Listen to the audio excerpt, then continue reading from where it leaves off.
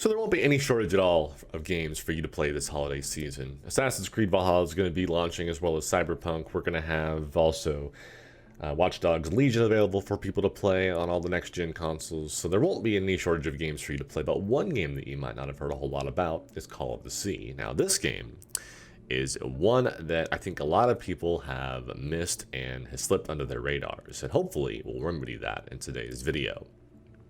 IGN released a gameplay demo about 12-13 minutes long that kind of highlights some of the parts of the game that was provided by the developers, and in today's video we're going to be discussing that demo. So color is one thing that Call of the Sea absolutely nails. The entire color palettes that the developers are using in this game is rich and captivating, whether you're talking about the deep blue of the ocean waves crashing around your boat or the lush green leaves that hang off the trees. The color is vibrant, warm, and engaging.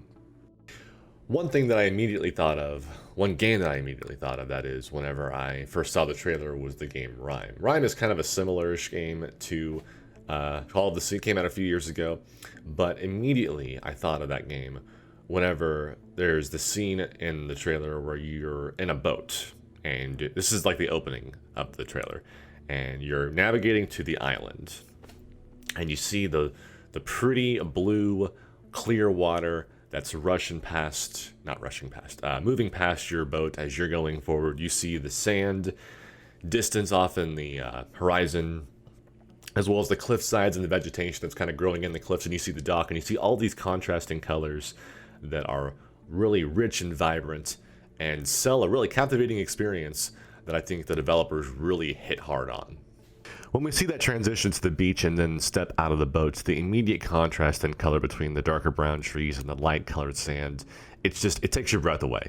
In addition to the mixed greens of the vegetation that's around the trees, my attention was locked in place. I couldn't pay attention to anything else. I just had to see what the trailer was going to go next and what it was going to do. We skip ahead a little bit later on into the trailer. Another great shot and contrast of color is where the main character is walking along a path, and blue sky and sun is visible, just barely peeking through, like little rays are peeking through the vegetation overhead. And it really sells the game on just being a great example of how to use color to sell an experience. So I'm sure you've got this by now. I think the game is going to look amazing and will be a visual masterpiece for our eyeballs to digest.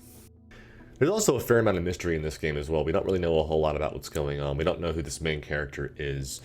She's trapped in a sequence in the beginning of the trailer. She can't get out, and then she wakes up, and she has something going on with her arms. And she even makes a remark about it in the trailer, saying that she can't go outside because she'll be called a freak, or she'll look like a freak. So she puts these gloves on. So we don't know what that is.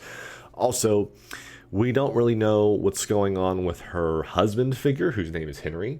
She says that that's her husband, and she's supposedly investigating his disappearance and where he went, which is why she's going to the island she's going to. But we don't really know anything about Henry. We don't really know anything about what he's doing or where he went.